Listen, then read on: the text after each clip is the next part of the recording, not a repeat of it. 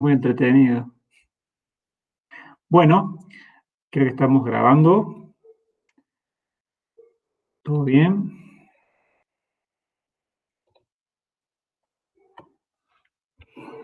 Bueno, como les comentaba, esta es la segunda parte de falla por fatiga, ¿no?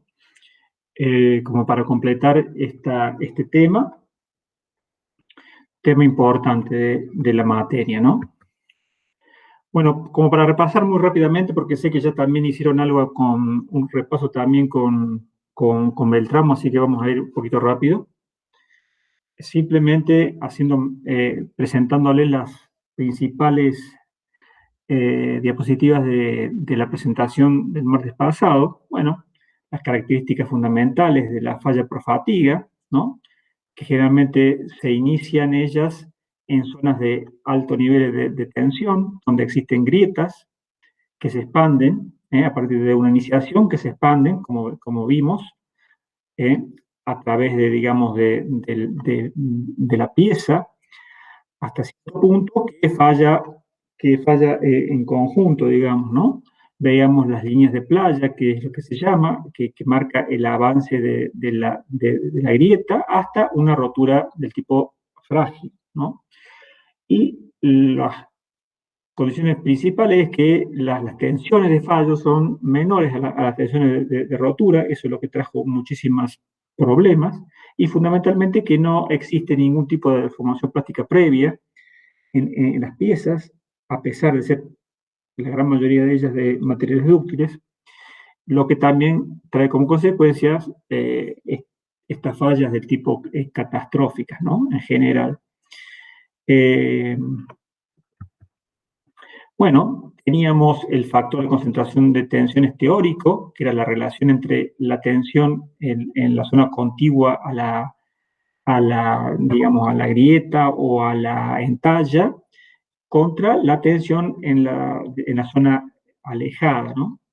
Que es el factor de concentración de tensiones, factor teórico, ¿no? Siempre dado en condiciones estáticas, ¿no? Vemos cómo se presentaba, que había muchísima información al respecto, pero básicamente siempre de forma simple, ¿no? Es donde hay información abundante. ¿eh? Que se aplicaba este factor en materiales dúctiles, no, digamos, porque el material dúctil lo que tiene es la condición de tener una plastificación localizada en la zona de alta tensión, pero sí se aplica en materiales frágiles, siempre hablando de cuando estamos estableciendo o cargando la pieza con cargas estáticas, ¿no? Avanzaba un poquito más cuando ya hablamos de tensiones alternas, o sea, tensiones que pasan por el cero, tienen un máximo y un mínimo del mismo valor absoluto, y van cíclicamente trabajando muchísimos ciclos, dijimos cientos, miles, hasta millones de ciclos. Para tener en cuenta, digamos, este fenómeno de fatiga, lo que se planteó fue un factor que se llama el factor de concentración de tensiones en fatiga, el KF, que se lo relacionaba con el KT a partir de un parámetro que era la sensibilidad a la entalla, que tiene distintas formas, dijimos, pero fundamentalmente que se usa es la forma de Neuberg, que propuso esta forma, o sea, como teniendo en cuenta alguna de las dimensiones de la entalla, en este caso el R, y un factor que depende del material y del tipo de carga. Y del tipo de carga. Y habíamos avanzado a la última parte con respecto a las tensiones fluctuantes, que eran tensiones que iban de un máximo y un mínimo también, pero no necesariamente pasaban por el cero, sino que idealizamos en una tensión media, como similar a la alterna, que era el promedio de ambas, de la máxima y la mínima, y una tensión alterna, que era la mitad de la diferencia entre ambas, ¿no? A partir de ella consideramos, digamos, la tensión media considerada como una tensión estática, podremos tomarla en cuenta así, y una alterna, digamos, a partir de esa media, ¿no? Como vimos, aplicaba el factor teórico y cuándo se aplicaba el factor de sensibilidad a la entalla, que, digamos, para material dúctil y para material frágil, ¿no?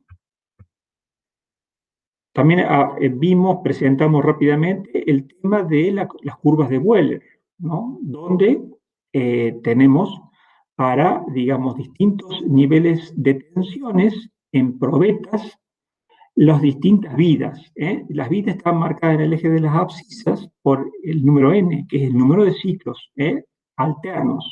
Esos fueron los primeros trabajos realizados por Wheeler de piezas estándares, que luego fueron probetas estandarizadas, que se le determinaba la cantidad de ciclos de vida a partir de esos niveles de tensión. Y él determinó, muy importante, que a partir de ciertos niveles de tensión, las piezas tenían vida ilimitada, lo que se llamó el límite de fatiga. El límite de fatiga es la tensión en la cual, menor que ella, la pieza no falla. Este número para aceros está, es alrededor del millón de ciclos. Cuando las piezas superan el millón de ciclos, esa tensión es el límite de fatiga, ¿no? Para aluminios no era exactamente igual, pero tomamos como 10 a la 7, ¿no? A su vez tenemos en cuenta que el límite de fatiga de la probeta lo tenemos que relacionar con el límite de fatiga de la pieza, a partir de una serie de factores, que los principales eran el factor de tamaño, o sea, la diferencia entre el tamaño principal de la pieza y el de la probeta, el factor de carga. ¿Se acuerda que hablábamos de la carga aplicada en la probeta? Es una carga alterna, es un momento flector alterno. Si teníamos otro tipo de carga que no fuera la tensión en el momento flector, si fuera tracción y compresión, o si fuera torsor, habría que aplicar este factor de carga, perdón, y el factor final, el factor de superficie, determinación de la superficie. Si era terminado como la probeta estándar, que era rectificado, u otra terminación, algo de menor calidad para la pieza, ¿no? Estos factores son los principales.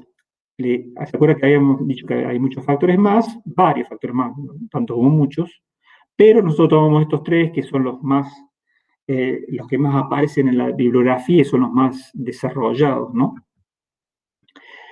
Y esto era, digamos, la parte central digamos, del tema de tensiones fluctuantes uniaxiales, donde veíamos este gráfico de interacción entre la tensión media y la tensión alterna. Cuando era la parte del primer cuadrante, que la tensión media era en tracción, era el cuadrante interesante, digamos, en el cual se hacen los estudios principales. El segundo cuadrante es un cuadrante, digamos, que la tensión media está en compresión, o sea que no tiene demasiado interés práctico, digamos, ¿no? Entonces, en este primer cuadrante es donde se presentan todas las teorías de falla, ¿no? Teorías de falla para todos los criterios, mejor dicho, todos los criterios de falla para fatiga, avanzando desde el más antiguo, el de Soderbergh, que va desde la tensión del límite, o sea, perdón, la tensión de fluencia hasta el límite de fatiga. Soderbergh iba desde este punto hasta no el límite de fluencia, sino ya en la tensión de rotura. Y otros criterios también toman este punto, pero con distintas formas, todo para tratar de englobar o sea, para tratar de que estos puntos estén, digamos, incluidos su mayor cantidad. En definitiva, también veíamos esta esta recta, que era la recta de falla por fluencia. Muy importante, tenemos que considerar los dos fenómenos, la falla por fluencia del material mismo y si esa pieza fallara por fatiga. Veíamos que esto eran líneas de trazo porque estas son líneas teóricas. Siempre, digamos, si va a fallar por fatiga, está de esta línea para este lado. Como veíamos, esta recta, a partir de estas dos tensiones, si está trabajando la pieza con una tensión media y una alterna que generan este punto, si esto crece proporcionalmente, la falla por fluencia debe estar en este punto azul también. Y para los distintos criterios, algunos caen por debajo y otros caen por afuera. Si, por ejemplo, queremos usar el criterio de Goodman, digamos, esta pieza, si la tensión crece proporcionalmente, la pieza va a fallar primero por fatiga. Es decir, el coeficiente de seguridad menor es el de fatiga que el de fluencia, es decir, va a fallar por fatiga. Del mismo, o sea, lo mismo, por ejemplo, para Gelbert. Pero si queremos o pretendemos aplicar, o la teoría que asumimos es otra, por ejemplo, la de Marín, esa pieza, para nuestro criterio, fallaría primero por fluencia. Esto es muy importante, esto que estoy comentando ahora.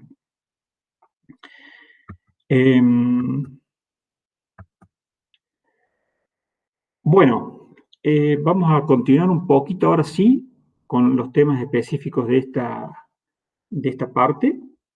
No sé si antes de empezar específicamente con lo que vamos a ver nuevo, digamos, ahora, a partir de ahora, quieren hacer algún comentario, alguna duda que les quedó respecto a los temas de la primera parte. Si no, avanzamos.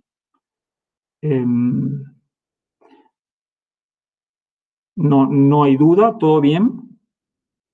¿Están despiertos? Por mí avanzamos, no hay problema. Bueno, perfecto. Muchas gracias. Bueno, entonces, vamos al caso. Acá entramos en lo que denominamos el caso más general, el caso general, donde tenemos, como lo dice el título, esfuerzos fluctuantes que generan tensiones combinadas. Y considerando también que la tensión media es mayor que cero, o sea, es positiva, digamos, cosa que estamos en el primer cuadrante. Este es el caso general que vimos nosotros. Nosotros vimos hasta el momento, vuelvo para atrás, veamos el título, tensiones fluctuantes uniaxiales. O sea, que me generan tensiones en un solo sentido, en un solo eje. Acá son tensiones combinadas. ¿Se acuerdan cómo vimos en el capítulo 2 de criterios de falla por fluencias, más específicamente? Nosotros avanzamos en tensiones combinadas, o sea, biaxiales o triaxiales. Acá es también lo mismo. Vamos a tratar el tema de falla por fatiga en tensiones combinadas, o sea, biaxiales, o sea, puntos cargados en dos ejes o en los tres ejes. Entonces, en los ejes principales, ¿no? Por supuesto. Entonces, bueno, los casos típicos más vistos, digamos, y que más se usan las piezas para la parte mecánica nuestra, por ejemplo, un eje. Un eje es habitual que transmita potencia, digamos, entonces generalmente lo que sucede, hay un momento torsor, que es natural, que lo hace girar en general. Y puede pasar también de que tenga un momento flector, de acuerdo a cómo esté montado en ese eje, digamos, los sistemas de transmisión, los engranajes, digamos, distintos elementos que provocan, digamos, que existen ciertos ramos de ese eje, además del momento torsor, de momentos torsores, algún momento flector. Lo que puede pasar seguramente que, digamos, esos esfuerzos sean variables en el tiempo. Es lo que suele pasar, ¿no? Entonces, digamos, esto no genera, digamos, este tipo de esfuerzos no generan cargas triaxiales, no generan cargas triaxiales, donde es lo que queremos analizar. Y, por ejemplo, si el eje tuviera solamente un momento torsor, nos estaría generando un estado plano. Un estado plano, si tenemos un momento torsor, generaría una tensión de corte en un plano y nos generarían dos tensiones principales y una cero. Y las principales serían el sigma 1 igual al tau, o sea, el corte, y el sigma 3 menos tau. Sería algo como este estilo. Ya un momento torsor ya nos estaría generando una tensión biaxial. Entonces, ¿cómo sería conceptualmente el trabajar con esto, con tensiones combinadas? Esto que vamos a ver ahora, estos 2, 3 figurinas que siguen, son las pautas generales como para abordar este tema. Entonces, es como una pequeña receta. Bueno, paso número 1. Observe cómo está indicado ahí.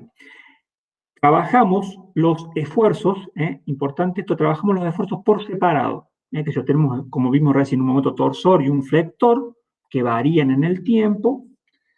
Y nosotros los trabajamos por separados. Le ponemos P como para decir que es una carga. Puede ser un momento flector, puede ser un torsor, puede ser una carga axial. Cargas en general. Y lo que hacemos nosotros ahí es trabajar por separado y determinar de cada uno de esos esfuerzos su carga media y su carga alterna, es decir, su tensión media y su tensión alterna. De cada uno de ellos, 2, 3 cargas que tengamos por separado. Entonces vamos a tener de cada uno de ellos el esfuerzo medio y el alterno. Entonces, a partir de este punto trabajamos por separado los esfuerzos medios y los alternos. Entonces, en el punto 2, lo que hacemos es construimos los tensores. Construimos los dos tensores, el tensor de tensión media, relativo a todas las cargas, a las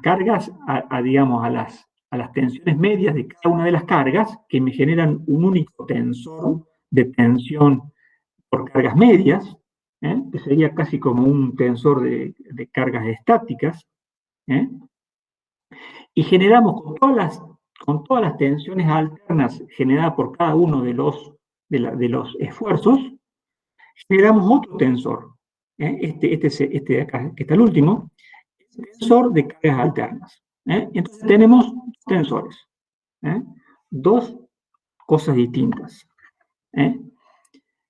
Entonces, acá tenemos los dos tensores. Entonces, en este punto, digamos llamado 2B, entramos a analizar qué coeficientes de concentración vamos a aplicar. Entonces, en el primer tensor, que es medio, si es un material dúctil, no vamos a aplicar el coeficiente teórico porque es dúctil, o sea, es 1, y sí lo vamos a aplicar al coeficiente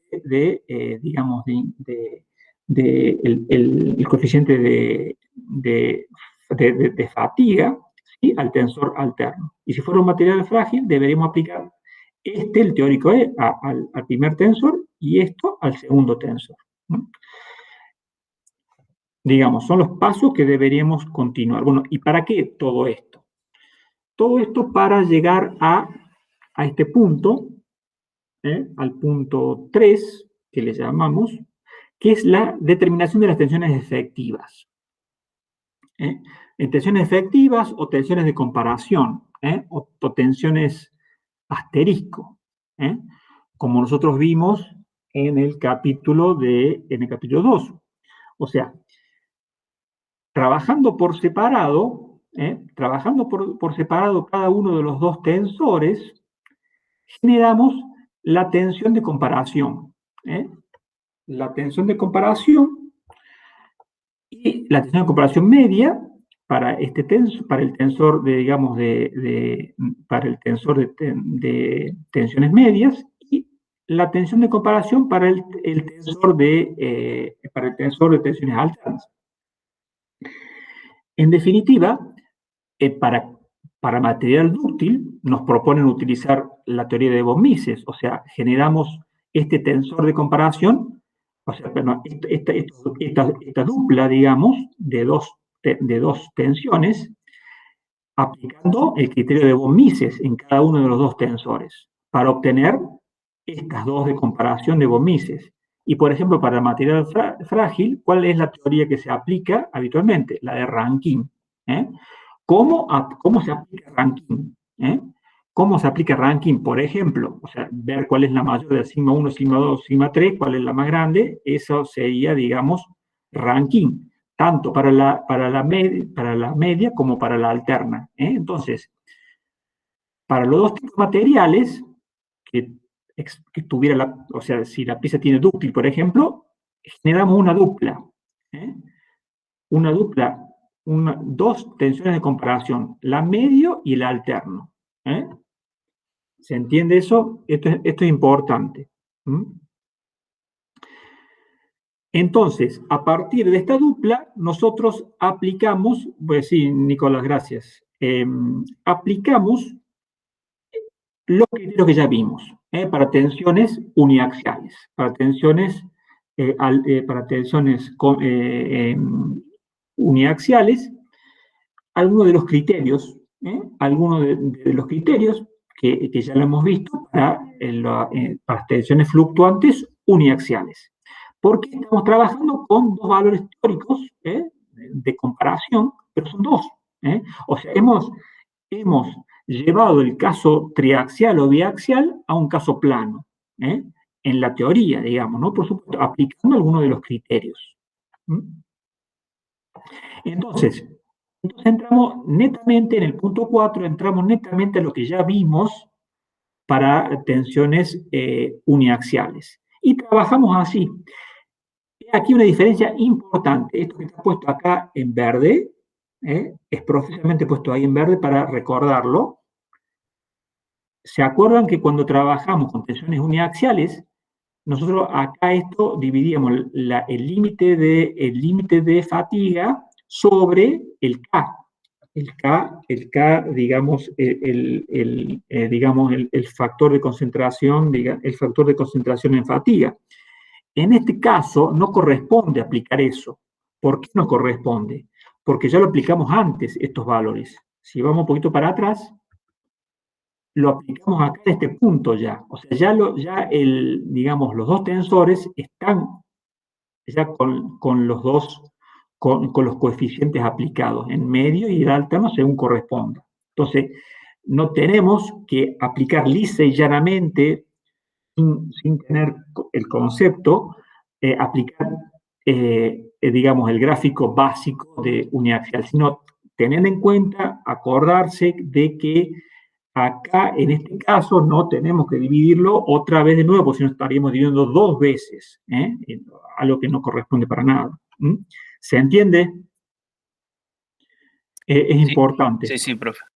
Bueno, muy bien. Entonces, gracias, Rafael. Entonces, bueno, simplemente o sea, aquí este es un resumen, o sea, las cargas por separado, generamos los dos tensores por separado, ideales, por supuesto, aplicando los coeficientes que corresponden, y luego teniendo, si fuera material frágil, dúctil, o von Mises o Tresca, el criterio que nos parezca, o si es frágil, Rankine, y vamos a los criterios específicamente de falla por fatiga.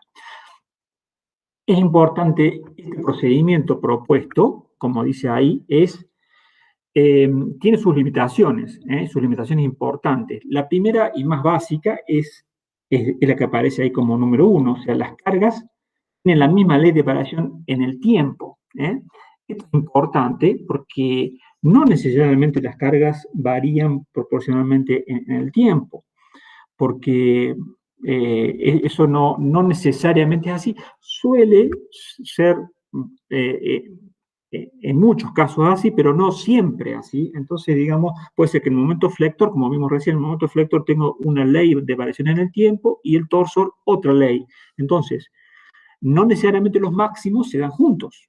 Ese es el tema. O sea, porque acá estamos hablando de los máximos que coinciden. Puede ser que no coincidan. Bueno, de todos modos, si coinciden, caería justo en este procedimiento que estamos proponiendo, y estamos básicamente del lado de la seguridad, ¿no? O sea, este no es un procedimiento que se escape a alguna de las posibilidades. Estamos en el caso peor, digamos, en el caso de que todos los esfuerzos varíen en el tiempo de la misma forma y tenemos los máximos en el mismo momento.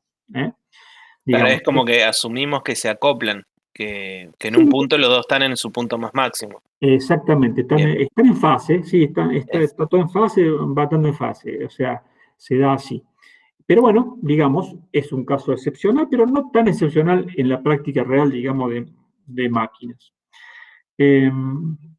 Bueno, como yendo un poco a las ecuaciones, digamos, lo que se aplica es, bueno, simplemente, bueno, acá lo que hacemos, por ejemplo, es para materiales dúctiles, para caso general de tensiones combinadas, para materiales dúctiles, digamos, el criterio más recomendable es de von Mises, como vimos. Bueno, si tenemos el tensor ya construido, digamos, para tanto la media como para la alterna, debemos aplicar para obtener la tensión de comparación de uno y de otro. Ten en cuenta, esta es una ecuación, pero en realidad son dos ecuaciones, ¿no? La media y la alterna. Si el tensor ya tenemos las tensiones principales, aplicamos esto, que es simplemente lo que veíamos en criterios, en tensiones combinadas, ¿no? Y si no lo tuviéramos, bueno, podemos aplicar esta ecuación, que es la que teníamos allá en el capítulo 2, para no tener que obtener las tensiones principales, sigma 1, sigma 2 y sigma 3. Si fuera caso plano, esto se reduce, ambas ecuaciones se reducen a esto, para esta ecuación se reduce a esto. Estos son, si un caso plano, todo esto es cero. Y si fuera un caso, digamos, uniaxial, se reduce todavía más a esto, digamos, ¿no? Observen que la media no aplicamos ningún coeficiente y en la alterna está aquí aplicado los coeficientes. Observen esto. Observen este punto. Presten atención, por favor. Acá, como para que ustedes lo vean. Fíjense que esto no lo hemos puesto porque sí. Fíjense que este factor de concentración en fatiga, el KF, es debido a la tensión, a esta tensión de fluencia. Y este factor de concentración de tensiones de torsión es otro. A ver si me entendieron. Lo repito. Estos factores no son el mismo. Entonces, cuando ustedes van a hacer un ejercicio, no me pueden poner que estos factores son iguales, porque dijimos que estos factores están relacionados con, si nos acordamos, obviamente relacionado con el factor de concentración teórico y con la sensibilidad a la entalla, y la sensibilidad a la entalla SQ está relacionado con, digamos, con la forma de la entalla y con el tipo de esfuerzo. Es decir, cuando ustedes vamos a resolver un problema, no es el mismo, porque uno es debido al momento flector, la tensión está debido a un flector, y esto es debido seguramente a un torsor, esta tensión de corte. Entonces, son distintos valores. ¿Se entendió eso, no? Claramente, porque es la tendencia como natural a calcular uno y trabajar todo el problema con uno solo. Y eso no es correcto, porque, digamos, son esfuerzos distintos. ¿Se entendió? ¿Dudas? Y, profe, en el caso de la media, ¿el coeficiente es 1 o simplemente no se aplica? El coeficiente es 1. Bien. Esto que tenemos acá. Porque, Claro, por 1. porque estamos hablando fíjate, Materiales dúctiles, claro. Materiales dúctiles. Sí. Ahora viene la otra, materiales frágiles. En materiales frágiles, justamente lo primero que estamos poniendo acá es tu consulta. Fíjate que, o sea, a la tensión media le aplicamos el coeficiente teórico o estático, ¿no? Bueno, acá trabajamos con lo mismo, digamos, o sea, acá digamos, como el criterio es otro, ya es ranking, tenemos que encontrar las principales, tanto de la media como de la alterna, y hacer el análisis de ranking, ver cuál es el mayor entre los dos extremos. El típico de ranking, ver el sigma 1 y el sigma 3 de ambos dos tensores, y determinar cuál es el mayor, y es el que va a jugar, o digamos, el que se va a incorporar a las ecuaciones. Fíjense que las ecuaciones, como se presentan, acá el caso plano acá, digamos, lo que tenemos acá es, fíjense que acá, tanto en el medio, aparece el coeficiente tórico y acá en el alterno aparece el coeficiente de fatiga. Aparecen los dos, y aparecen los dos como les comentaba recién. Acá, en estas dos ecuaciones, tenemos 4 coeficientes. Está claro eso, ¿no? Tenemos 4 coeficientes distintos. Sí, sí, profe. Entonces, digamos, es importante remarcar eso y que lo tengan en cuenta. Bueno, entonces este sería materiales frágiles. Bueno, y como siempre, digamos, siempre hay que hacer la verificación por fluencia, yendo por el camino de como el capítulo 2, como trabajando con los valores máximos, y determinando el coeficiente de seguridad afluencia, cómo se trabaja como cargas estáticas. Bueno,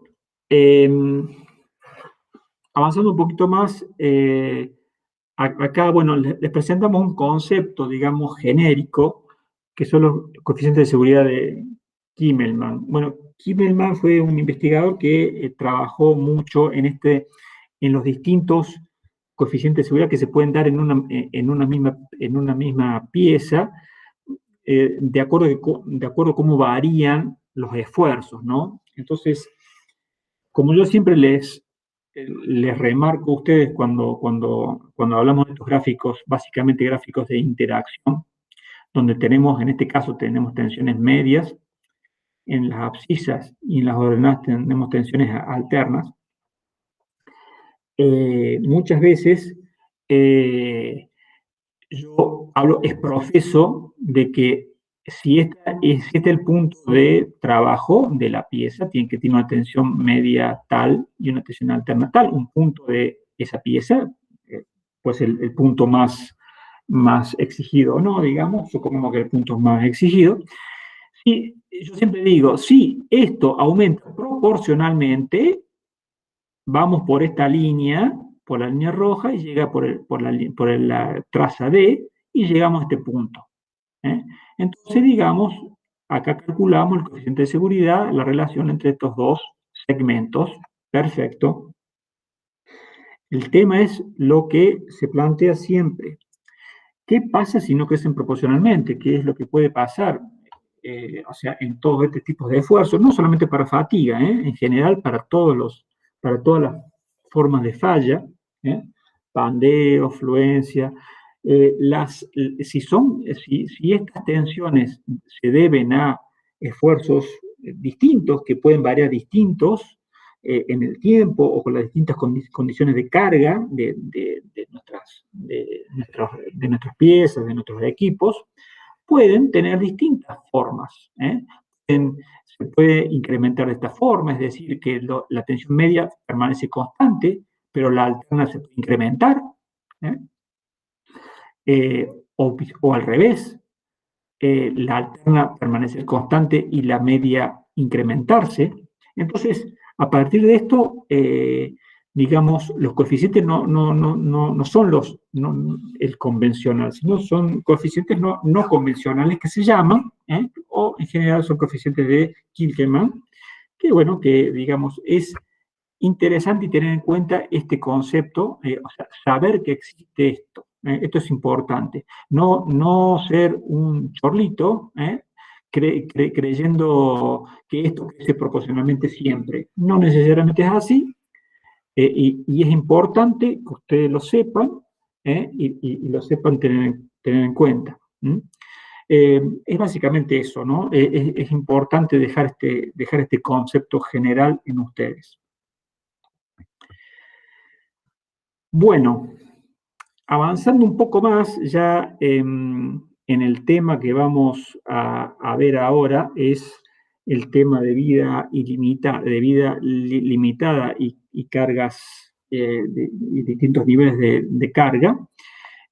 Vamos a recordar esto. Esto también es una filmina de la primera presentación, donde se acuerdan que teníamos la parte del medio, digamos, del diagrama de Wheeler, o sea, de 0,9 de rotura, 10 a la 3 el número de ciclos, hasta 1.000.000 para aceros, y a partir de ahí teníamos la tensión que le llamamos límite de fatiga, que a partir de esa tensión para abajo, la vida de esa pieza era infinita, o muy grande.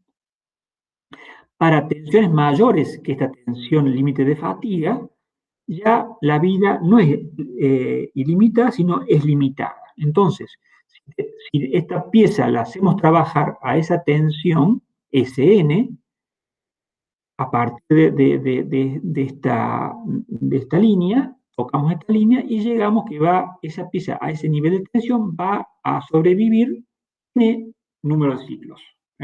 Por supuesto, como dice Boeller, o las investigaciones posteriores, no necesariamente exacta esto, más o menos un cierto rango de dispersión, ¿no? De acuerdo cómo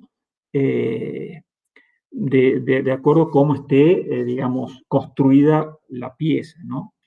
En definitiva, a partir de la ecuación de esa línea, relacionábamos el nivel de tensión con el número de ciclados de su vida útil, o viceversa, podíamos calcular el número de ciclados a partir de la tensión.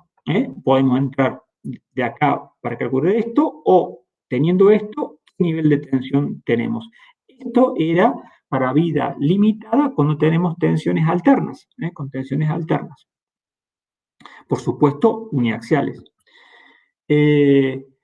También veíamos, recordando lo que veíamos anteriormente, cuando, digamos, tenemos nosotros ya aplicando alguno de los criterios y teníamos, por ejemplo, este tipo de ecuaciones, que era esta ecuación, es la ecuación, si la vemos un poquito, es la ecuación de Goodman.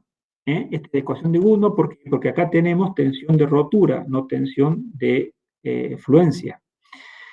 Y nosotros decíamos, esta ecuación, si nosotros queremos algún coeficiente de seguridad distinto al que hace la igualdad, podemos trabajar, o sea, la única variable que podemos tocar, digamos, si tenemos el nivel de carga ya establecido, tenemos un nivel de carga, entonces a partir de él determinamos un coeficiente de seguridad.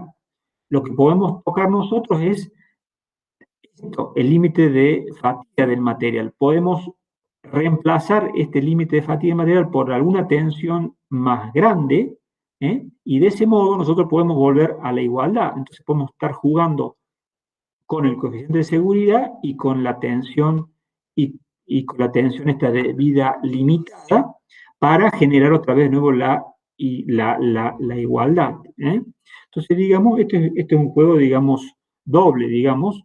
Si queremos vida limitada, tenemos mayor tensión y por supuesto vamos a tener algún coeficiente de seguridad más alto, pero ya castigando la pieza a vida limitada, ¿no? Por supuesto.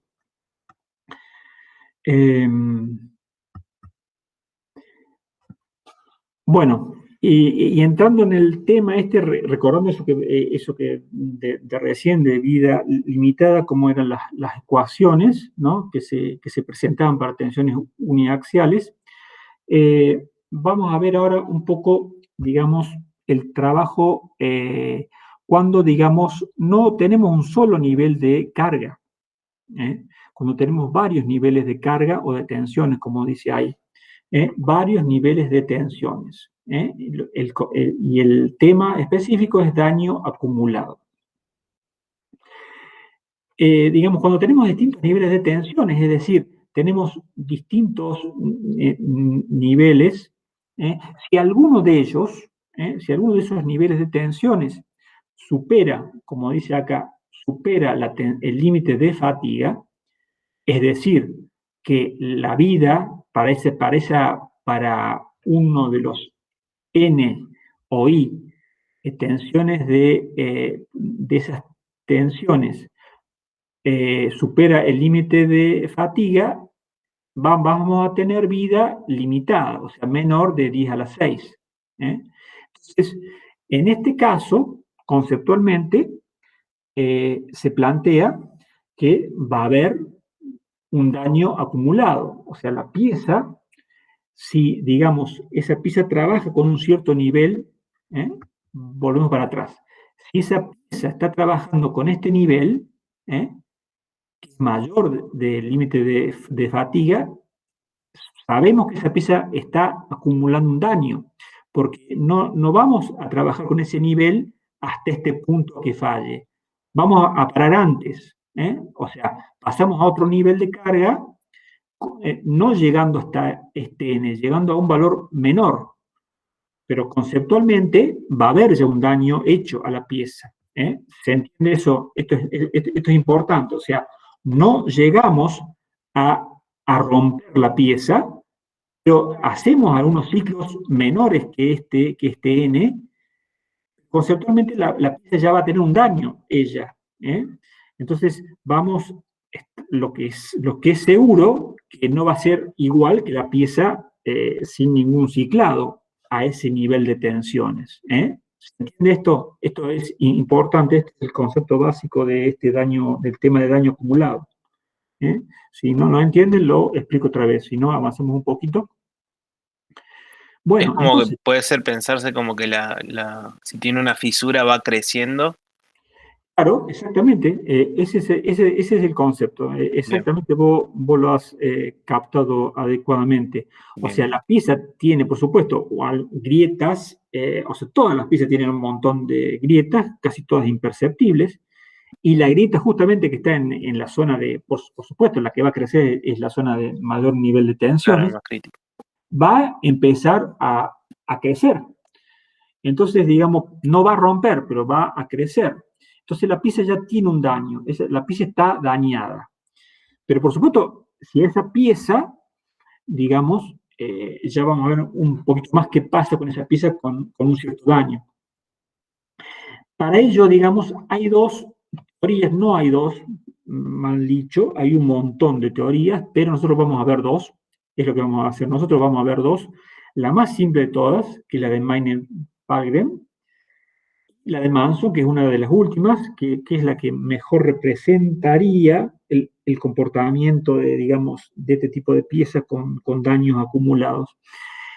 O sea, una teoría muy sencilla y una teoría un poco más sofisticada, bastante adecuado a las situaciones actuales.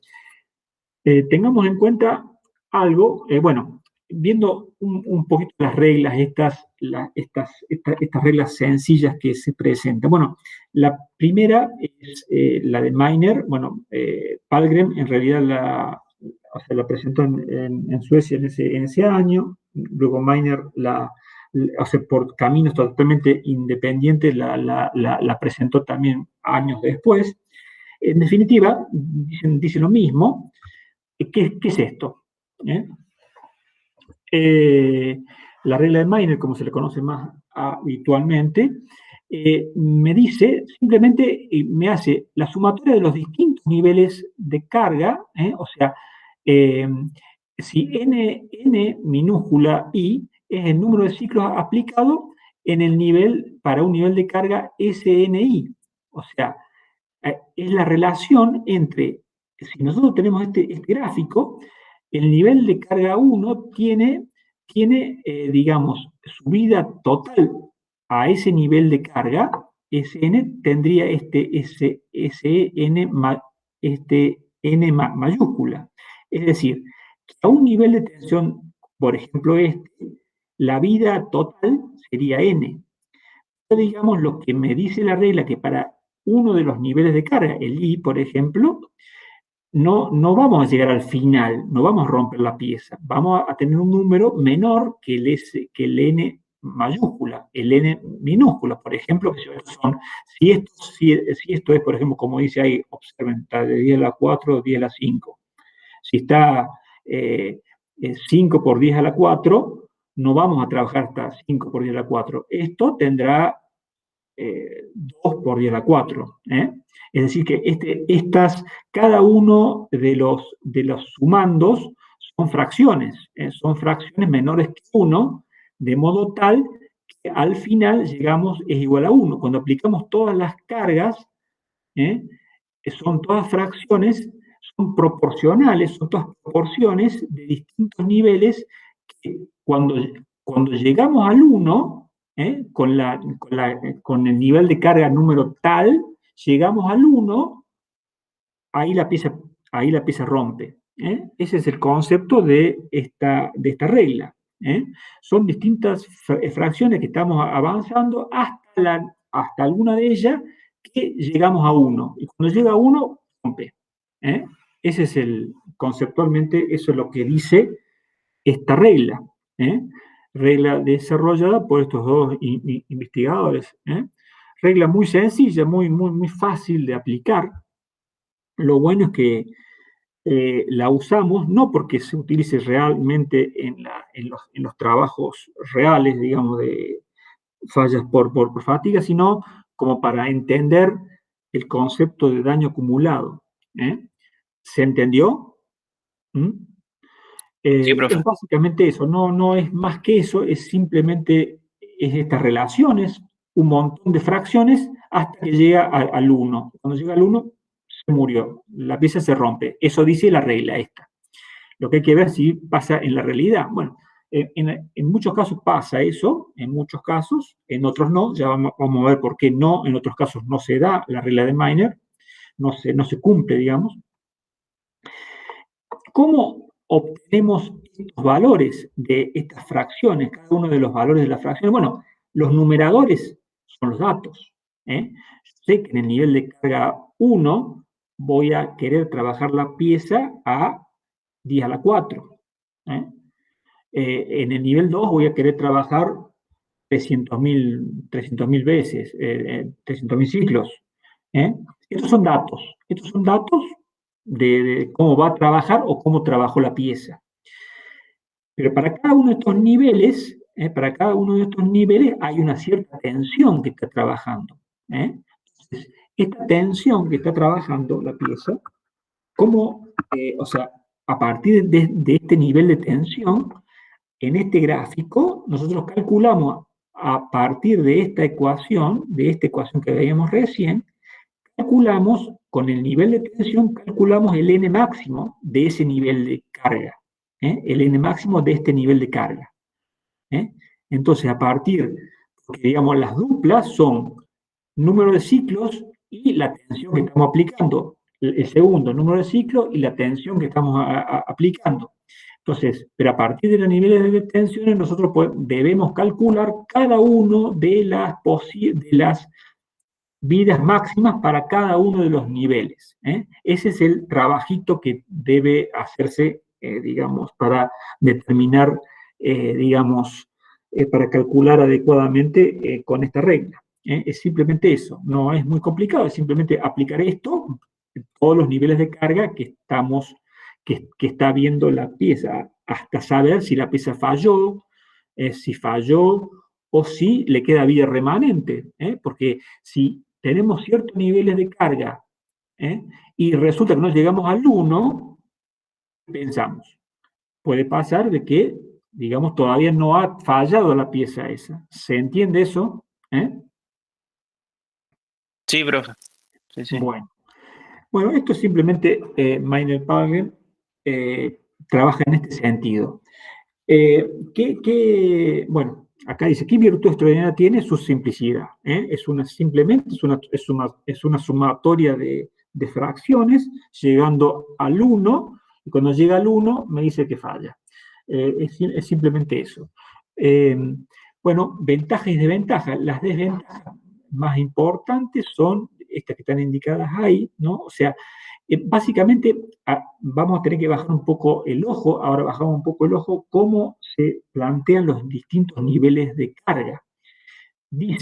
Acá dice, cuando los niveles son mezclados, es decir, tenemos un cierto nivel de carga, el 1, qué sé yo, a 10 megapascal de tensión. Y el 2 tenemos a 12 megapascal y el 3 tenemos a 8 megapascal. Esos son niveles mezclados. Entonces, los resultados de esta regla son aceptables. En cambio, cuando los niveles están ordenados de manera creciente o decreciente, si son crecientes, los resultados son buenos, si son decrecientes, los resultados son malos. Eso hay que tener en cuenta para lo que pasa con esta regla. Y ustedes dirán, ¿y cómo supieron eso? Bueno, eso se sabe justamente con trabajo y con experimentación, digamos. Se han hecho muchísimos ensayos a niveles crecientes, niveles decrecientes en piezas, y se ha visto esto, digamos, que aplicar la regla de Meiner-Baldwin para estos casos, algunos son buenos y otros son malos. No correspondería aplicar la regla esta. ¿Por qué? Bueno, y ahora vamos a ver por qué es esto. No es porque sí, digamos. Entonces,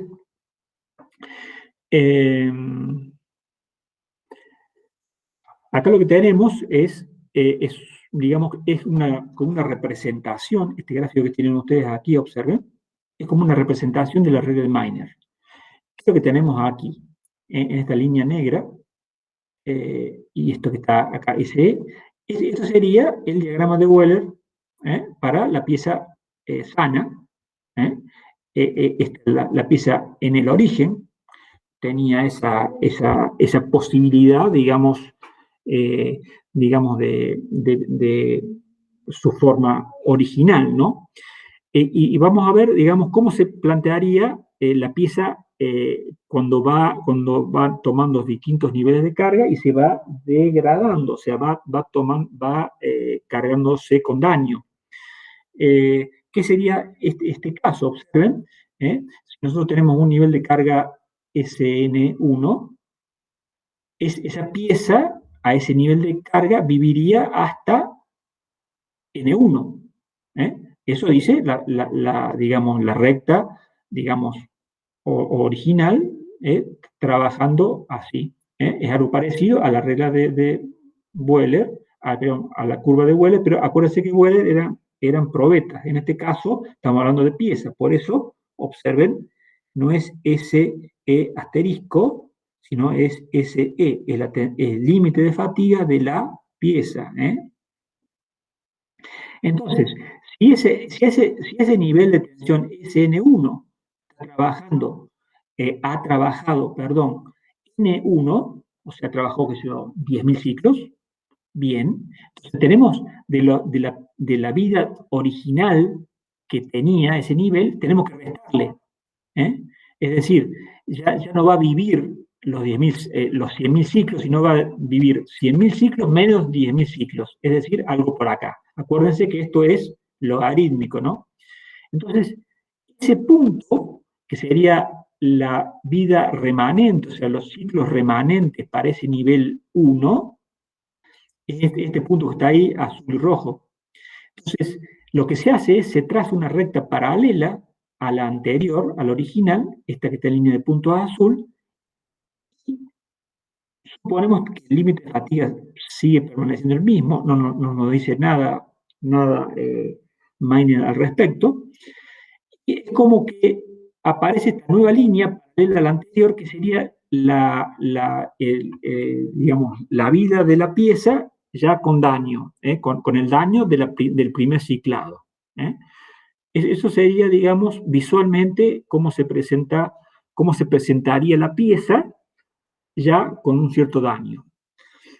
¿Qué quiere decir esto? Viendo un poquito, tenemos el mismo gráfico, observen.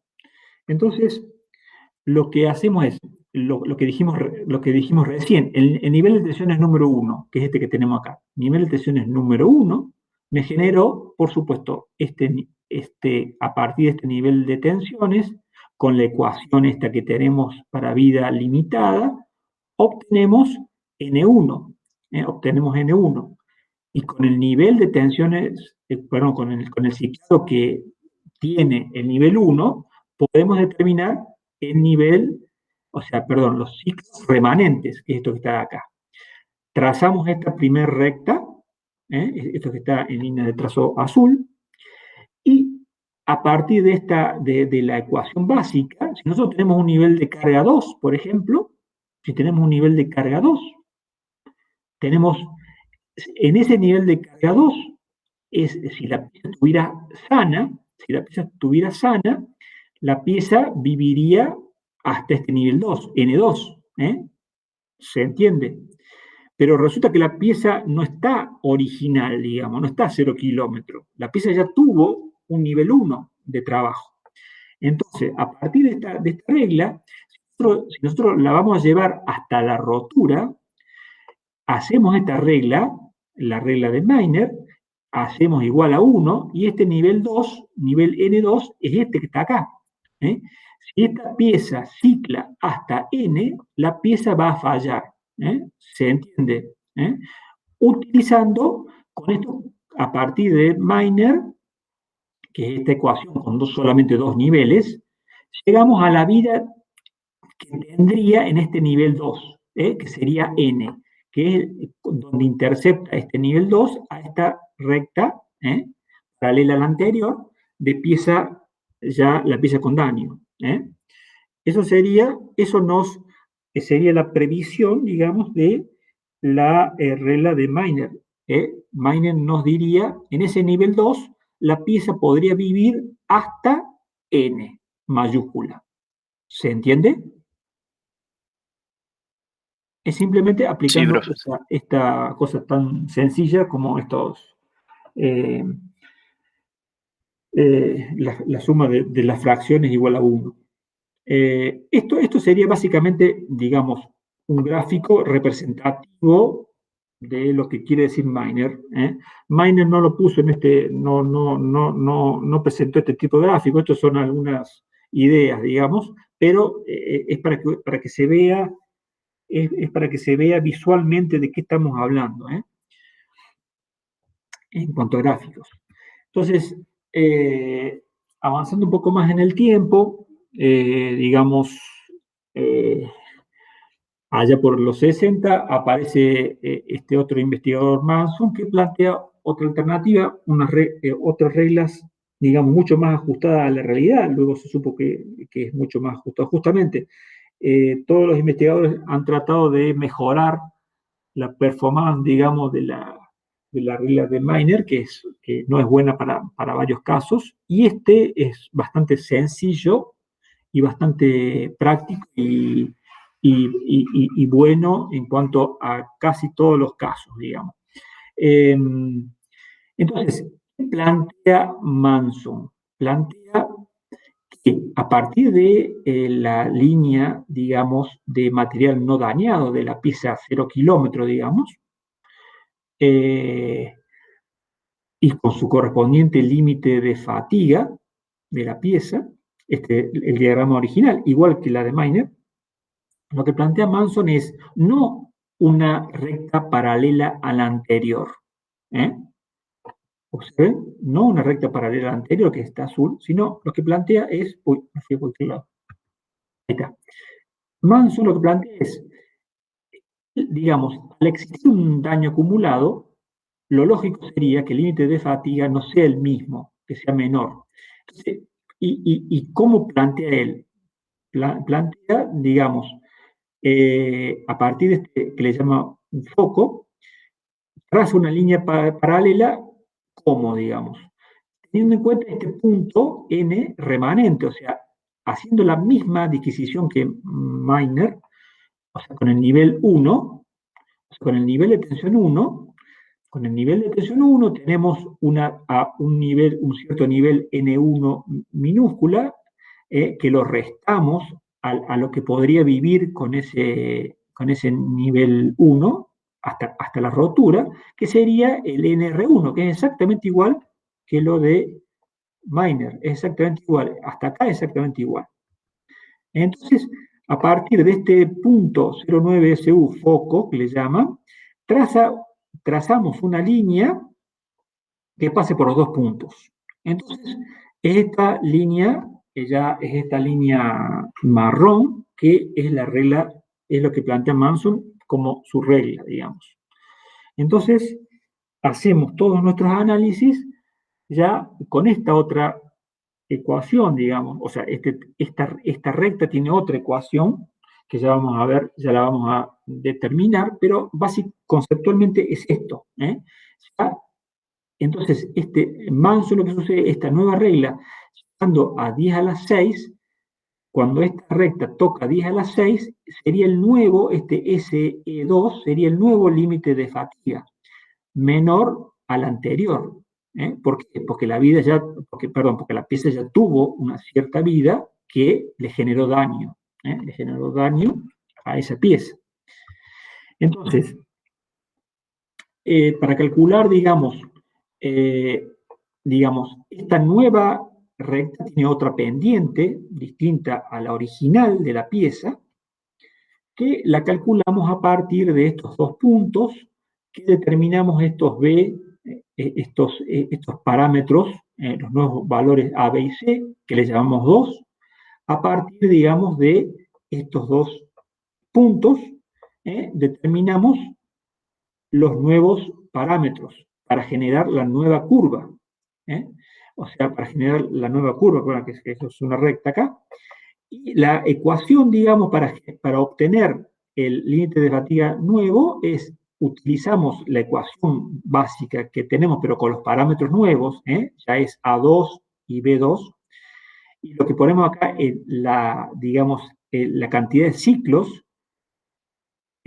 ponemos 10 a la 6, y lo que tenemos acá, lo que vamos a obtener acá es el nuevo límite de fatiga, es decir, donde esta recta intercepta, digamos, el 10 a la 6, que es lo que hemos puesto el profesor nosotros acá.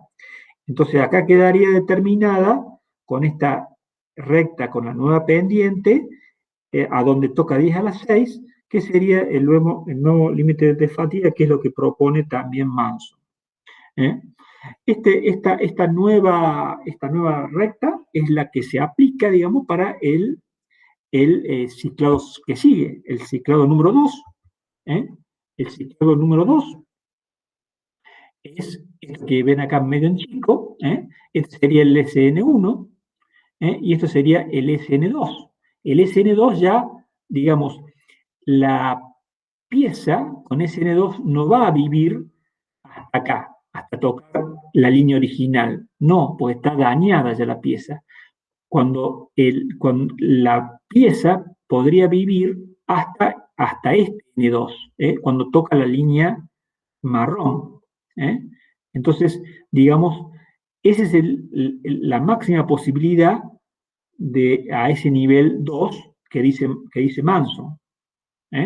Entonces, acá nosotros, si la pieza no la hacemos trabajar hasta el final, hasta que rompa, sino que trabaja, por ejemplo, un N2, o sea, un cierto número de ciclos menor que N2 mayúscula, nos vamos a un NR2 remanente, o sea, este otro punto azul, que nos generaría, junto con el foco, una nueva línea, una nueva recta, que es otra recta de Manson, ya con dos daños, o sea, con dos ciclados, o sea, con doblemente dañada la pieza. Es decir, sé que ya el límite de fatiga 2, es menor que los anteriores.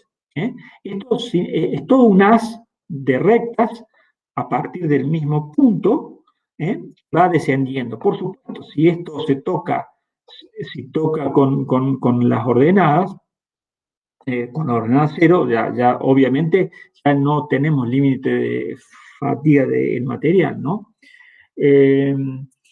Bueno, esto conceptualmente fue lo que planteó Manson, que es, digamos, lo que se nota es que es adecuado porque sirve para todos los casos.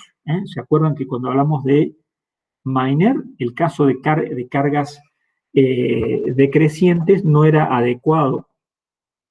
¿Por qué no es adecuado? Fíjense acá, en este tercer gráfico, tenemos planteado lo mismo. Es una conjunción entre estos dos gráficos, que es este tercer gráfico. Donde están juntas la regla de Miner y la de Manson.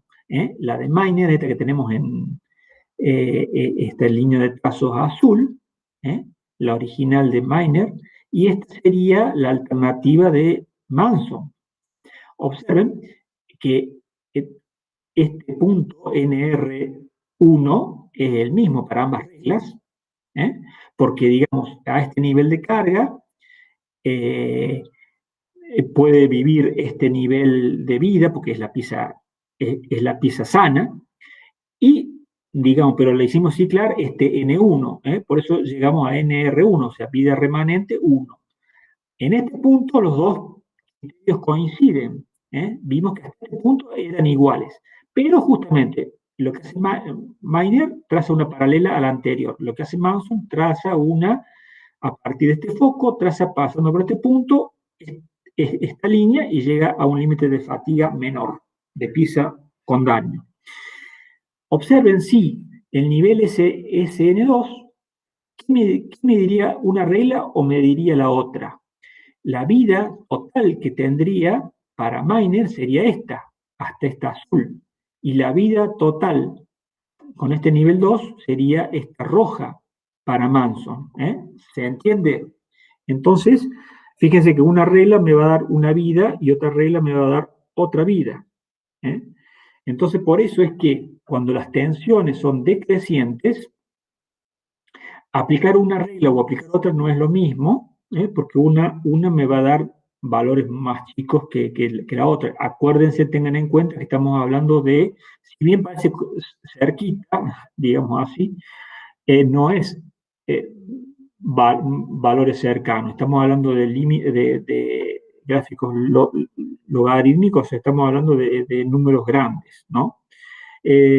Bueno, eso es básicamente, digamos, la comparativa entre ambas.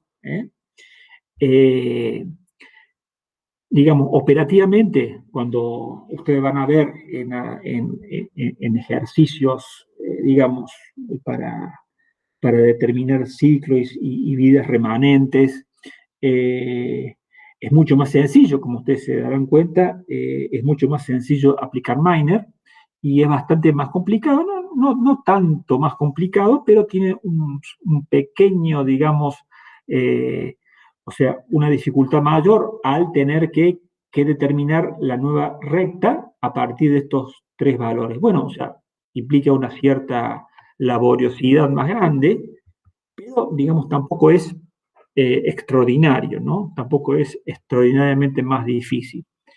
Eso es básicamente lo que hablamos de vidas limitadas y daño acumulado, ¿no? Las dos reglas. ¿Dudas? ¿Consultas? ¿Se entendió? No, se entendió bien. Es como para elaborarlo y pensarlo. Hemos visto en esta clase dos partes importantes. Esta segunda, que es lo que vimos recién, de daños acumulados, y lo primero de tensiones combinadas. Aplicar criterios de falla por fatiga para tensiones combinadas. Son dos temas distintos. Son los últimos dos temas, digamos, del tema de criterios de falla por fatiga, digamos, importantes y pesados, ¿no?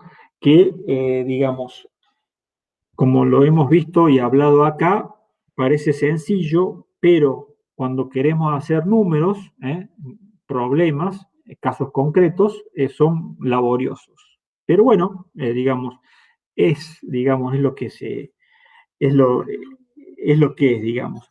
También tengamos en cuenta, esto es importante charlarlo un poco con ustedes, esto es absolutamente conceptual. Tengamos en cuenta esto. Todo esto que vimos nosotros de falla por fatiga, este capítulo, y lo mismo que vamos a ver en el próximo, digamos, tema relativo a esto, que no es en la semana próxima, pero digamos que está muy ligado a esto que es mecánica de fractura. Nosotros damos conceptos básicos, conceptos originales como para que básicamente casi como introducciones a los temas. El tema de falla por fatiga es un tema grande, largo, donde, digamos, digamos, lo que estamos dando nosotros son conceptos básicos, como para introducirlos en es casi como una especialidad, digamos, ¿no? O sea, lo importante que les quiero decir es que con esto que hemos visto acá, que si bien es bastante elaborado, no es el tema. Esto existe muchísima más documentación, métodos más modernos. Básicamente, ustedes tendrán en cuenta o lo tendrán claro, nosotros acá hemos hablado y los problemas que vamos a ver son ejes con un momento torsor, con un flector, algo muy sencillo, muy básico. Lamentablemente la vida no es tan sencilla y tan básica, ¿no? O sea, y las piezas menos. Entonces, digamos, cuando las piezas se entran a complicar, estas teorías tan sencillas son muy difíciles de implementar, digamos, pero conceptualmente son los mismos conceptos, digamos, ¿no? Pero en piezas mucho más elaboradas, ¿no? Bueno, y como para finalizar, digamos, lo que les comentaba, ¿no? Fundamentalmente, todas estas ecuaciones que hemos visto, todos estos parámetros, todas estas reglas, se basan en, digamos, en conceptos empíricos. Se basan en conceptos empíricos. Hay, como les comenté al principio de este tema, existe poca, digamos, teorías digamos, que tratan de entender el fenómeno físico, digamos. Entonces, digamos, el tema está muy basado en temas empíricos, ¿no? Con reglas y con montones de información de ensayos, que se han tratado digamos, de alinear para tener algo eficaz, digamos, como para diseñar, digamos, ¿no? Como dice ahí, digamos, mientras la ciencia no explique completamente este mecanismo de falla por fatiga, nosotros debemos seguir diseñando las piezas para que no se rompan, ¿no? Ese es el objetivo nuestro, ¿no? Y tenemos que utilizar lo que haya, y lo que hay es esto que estamos mostrando acá. No hay demasiado más al respecto. Y también es importante lo que está indicado ahí en rojo. Todo esto, también como vimos en las curvas de Wheeler, tiene también un grado de distorsión importante. Es decir, lo que ustedes van a calcular en alguno de los problemas que le va a dar la vida remanente, lo van a calcular fantásticamente, son 843.322 ciclos. Sí, eso da la ecuación, digamos, da ese número, pero ustedes saben perfectamente que es ese número más o menos una cierta distorsión importante, digamos, ¿no? Lo importante de esto es que el rango que estamos hablando, saber, digamos, que si esa pieza va a fallar, no va a fallar, qué tan lejos de fallar está o no, pero digamos, el número que va a dar la fórmula, sepamos claramente que no es el exacto, no va a llegar a 843.232 y se va a romper. Eso también hay que tenerlo en claro de estos temas. Toda la cuestión probabilística que existe atrás. Bueno, no sé si tienen alguna duda, podemos charlarla acá, si no, como siempre digo, me mandan un mail, lo charlamos, generamos una pequeña reunioncita virtual para ver algo que no se entienda. Los escucho. Yo una cosa, profe. Sí, cuando verificamos la fluencia, sí. Y en la ecuación 77 era que decía que el sigma máximo no era la acción combinada del medio y el alterno, que no se sumaban, sino que le verificábamos por separado. ¿Cómo es tu nombre? ¿Ramos? Rafael. Rafael. Sí, un poquito más. Ahí, exactamente. Ya, bien.